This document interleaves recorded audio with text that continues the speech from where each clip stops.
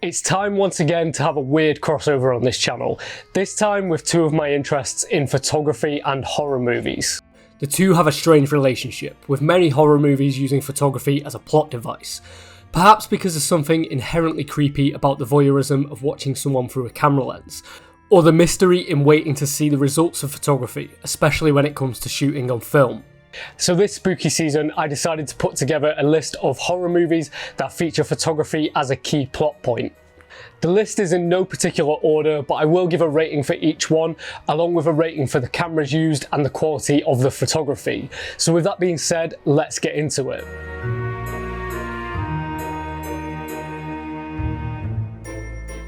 So let's start with one you're likely to know, Final Destination 3. A supernatural horror film where a group of high school students avoid death after getting off a doomed roller coaster ride.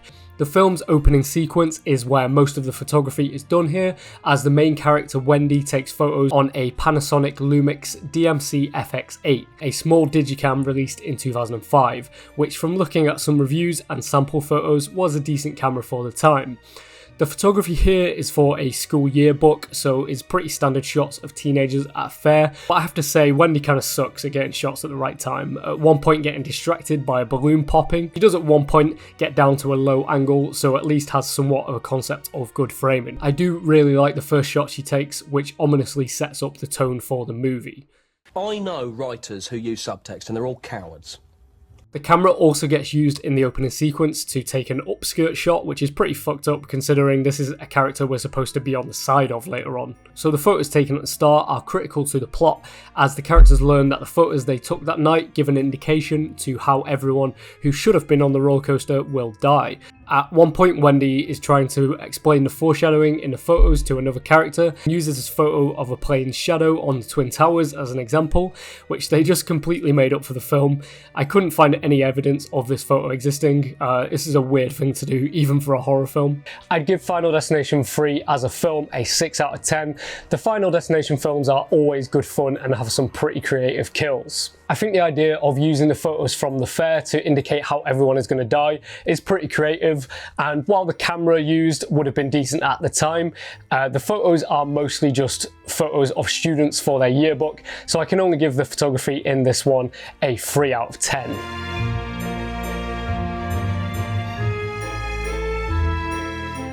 Savageland is a mockumentary horror film shot in the style of Netflix's true crime documentaries. It follows the story of an American border town where the entire population of 57 people have been murdered, with the one remaining survivor being falsely accused. This plays out like a pretty standard true crime documentary until we learn the falsely accused, Salazar, is a photographer who documented the event on camera. The camera used in this one just seems to be a generic 35mm film camera. It is briefly shown, but it's pretty hard to make out a brand or model. It does look like it could be a Canon AE1. It does, however, clearly show the film he uses, which is a roll of Kodak 400T Max, as the events of the film are all learned through this one roll of film. He's presented as this weird guy because he would take photos of dead animals, but also children. It just doesn't really add much to the plot though, and this guy's favourite photographic subjects being dead animals and children doesn't really do him any favours. The shots are not great, but given that he's shooting a 400 ISO film at night, he would have to be at a very slow shutter speed, and since he's also on the run from zombies, I doubt he was stopping to set up a tripod first. Obviously the point here isn't that the photography is meant to be good, as the intention is for the photos to be as scary as possible, specifically the ones from around a church, which are pretty horrific. Some of the interviews are with a professional photographer who's also a Vietnam War veteran, and there's one pretty funny bit where he's amazed that every photo on the roll was good and says it's either perfect film work or one of the greatest accidents in the history of photography, but the photos aren't actually that good. So I don't know, maybe the Vietnam PTSD hit this guy pretty hard. As a horror film, this one was pretty boring. I do like the idea of the story being told through a single roll of film. It just wasn't that well executed, despite having a few quite spooky shots. I'd give this one a 4 out of 10. For the photography, this one gets some extra points for using film, but I couldn't really identify what the camera was, and I can't really say that the photos are that good, so I'd also give it a 4 out of 10 for the photography.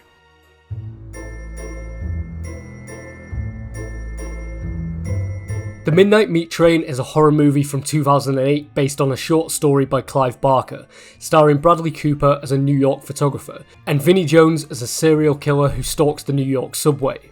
This film has the most unintentionally funny depiction of photography out of any on the list. Bradley Cooper uses a Leica M4, which is a great choice of camera. He's a street photographer who follows a police radio to try and get shots of, I guess, crime or drama happening in the city, and he's down on his luck, which we learn when he's moping about a shot he missed, before his girlfriend tells him he got his big shot, a meeting with someone from an art gallery, which leads to some of the funniest interactions in the film. In the meeting, he says the city interests him because no one's ever captured it. Not the way it really is. The heart of it. Not too sure about that one, Bradley.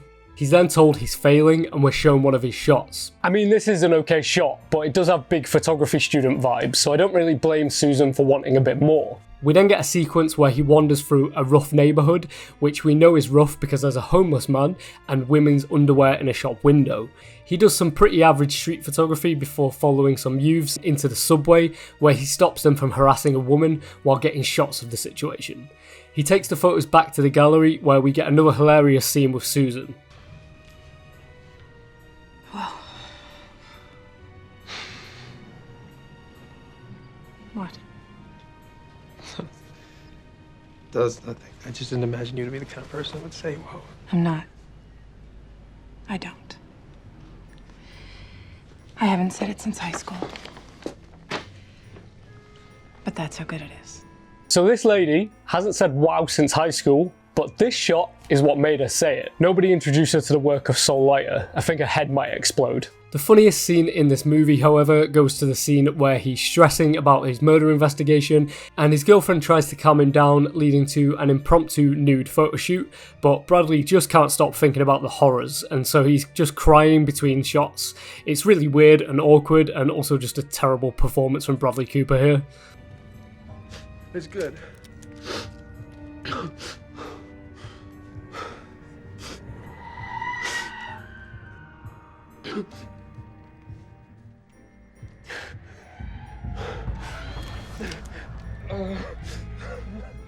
Overall, as a horror movie, it's not bad. Despite some rough CGI, it has some good kills, and the premise is kind of interesting until the plot twist, and Vinnie Jones makes a decent villain. I'd give the movie a 5 out of 10. As far as photography goes in this one, it's a pretty bad depiction. It gets points for a good choice of camera, but I just don't buy Bradley Cooper as a struggling photographer. It feels like he quit his job as a stockbroker, bought a Leica, and has been doing photography for about a week. Some of the street shots are at least well composed, but would not make me say wow, because I've not said wow since high school. I'd give this one a 6 out of 10 for photography.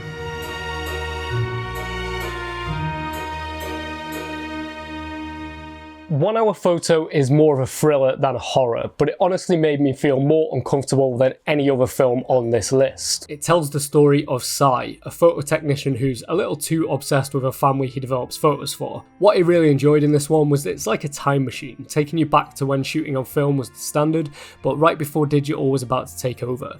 Sai even says at one point, "Don't buy a digital camera, you'll put me out of a job." It was pretty cool seeing what a photo section at a big supermarket would have looked like back then, and we get appearances of multiple brands, including Fujifilm and Agfa. It's pretty weird seeing a brand like Agfa in there, which would have been a commonly known brand back then, but only photographers would really know it now. A couple of specific cameras used in this film. The first is a Leica Minilux, which still would have been pretty new back then, having been released in 1995. As far as point and shoots go, this is very high end and still an excellent camera today. The second shown is the Minolta Freedom or Riva Zoom 150, another point and shoot 35mm that was released in 2000. You can pick one up on eBay for pretty cheap. Looking at some sample shots, this seems like it'd still be a decent point and shoot. The photography itself is mostly a representation of the time, and there's a nice scene where you see different types of people getting their film developed. As a film, I'd give this one a 7 out of 10. It's a nice little thriller that falls a bit flat in the third act, but has some pretty tense scenes. Particularly a scene where Sai is fantasizing about going into the family's house and they walk in and catch him there, reminded me a bit of a similar scene in Parasite, but it did make me think that with this kind of scene, for me personally, the tension comes from imagining you were the person getting caught, rather than imagining you were the family finding an intruder. I'm sure there's some psychology behind that, but yeah, it's just an interesting thing I noticed. The representation of photography is pretty good here, with some excellent camera choices and just being a throwback to a completely different time. In a way, it made me a bit sad with how much value has been lost in photography as a service with phones taking over, but I'd give the photography in this one an 8 out of 10.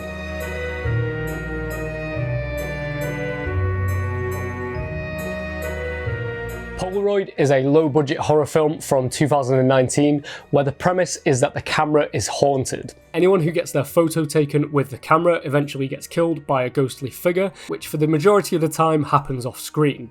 The main camera used is of course a Polaroid, an SX20 to be specific, which the film makes a pretty big deal out of. Tyler, where did you find this? Seriously, I've never seen one of these before in real life. They don't even make them anymore. They made them for like a couple of years in the 70s. Wow. This is the same camera Ansel Adams and Walker Evans used. The main character also uses a Pentax a couple of times. I couldn't figure out what the exact model was, and as this is not a well-known movie, a quick Google was no help at all. Fuck off, Google AI. I don't have a great deal to say about this one. It's low budget, but it follows just about every horror trope going and is very predictable.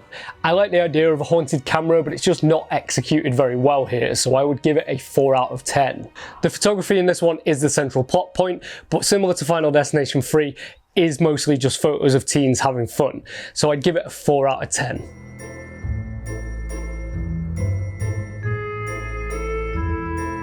Similar to 1 Hour Photo, Eyes of Laura Mars is more of a thriller than a horror, but the voyeuristic POV from a serial killer's perspective feels very similar to Psycho or Halloween, with the screenplay actually having been written by John Carpenter.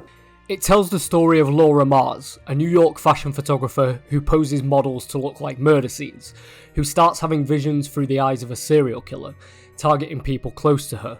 Photography plays a pretty big part in the first half of the film, where we see an opening exhibition for the launch of a photo book, and a couple of photo shoots. During the shoots we see Laura briefly use a Polaroid, followed by a Nikon FM and a Hasselblad 500C. In another similarity to 1 Hour Photo, this one is a throwback to a time where photography was at its peak, with Laura being treated more like a movie star than a photographer, her book launch being a huge event, and her daily life spent surrounded by an entourage. Photography also plays a pretty big part in the plot. A minor spoiler here, but at one point it's revealed that the way Laura has posed models in some of her photos match the positions in crime scene photos that have never been released to the public, and her photography is pretty key to the twist at the end. I feel like this film had a lot of potential, with a stacked cast including Faye Dunaway, Tommy Lee Jones, Brad Dourif and Raul Julia. Unfortunately for me, it didn't quite live up to that potential with a slightly messy plot. I'd love to see a modern remake of this with a grittier tone, similar to Seven or Longlegs, but they would probably just make Laura a TikToker or something. Overall, I'd give this one a 6 out of 10. This one had a good range of cameras, and I enjoyed that it showed how big of a deal photography was in the 70s. Photography played some role in the plot, but wasn't really central to it, so I'd give it a 7 out of 10.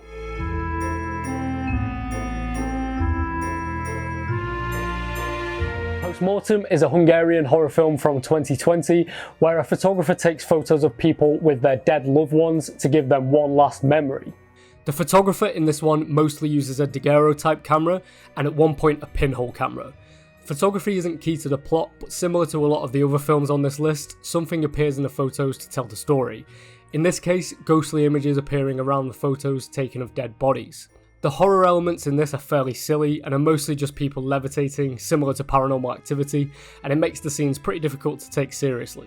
There is a scene where the photographer is setting up scenes with dead bodies that's quite eerie to watch, and the general tone and setting in this one is extremely miserable, fitting the historical period at the end of World War I, in a small Hungarian town ravaged by Spanish flu. This film honestly wasn't great, following many of the usual supernatural horror tropes. Apparently this was marketed as the first ever Hungarian horror film, so hopefully the next one is a big improvement. I'd give Postmortem a 3 out of 10. While photography doesn't play a big part in the plot, it is present through a lot of the film, and the idea of it centering around a photographer who takes photographs of the dead is an interesting take. It definitely could have played into the plot a bit more though. For photography, I'd give this one a 5 out of 10.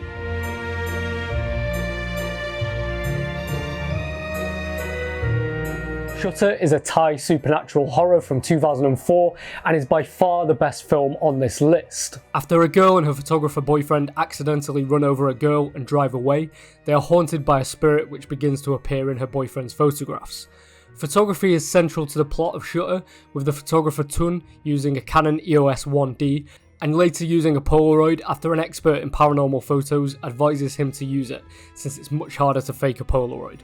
A Mamiya RB67 is later used in my favourite scene from the film, where a room goes completely dark before the camera's flash is used to light the room, which really effectively creates suspense. A dark room is frequently used as a location throughout the film, with the red lighting naturally creating an eerie mood, and in one scene in particular where something is climbing out of the sink towards Jane. The use of photography is crucial to the plot in Shutter, with photographic evidence being part of a big twist towards the end. It reminded me of similar Asian supernatural horrors from the time, such as Ring or The Grudge, and the plot was genuinely interesting for a horror film. It did also get an American remake in 2008, which I haven't seen but by all accounts is nowhere near as good, so make sure you watch the original. I'd give this one an 8 out of 10. Photography is a massive part of this film, and the use of it is crucial to the plot. It has a great range of cameras, but I just love the way it uses scenes involving photography to create terror, especially in the darkroom scenes and the scene with the Mamiya. I'd give the photography in this a 9 out of 10. Honestly, my biggest takeaway from putting together this list is that there just isn't enough good horror films about photography.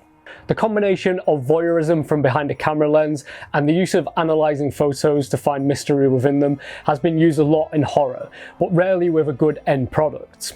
I hope you enjoyed this video. It is very different to my usual style, and if there is any films that I did miss, please let me know in the comments. Thank you so much for watching, and I'll see you in the next one.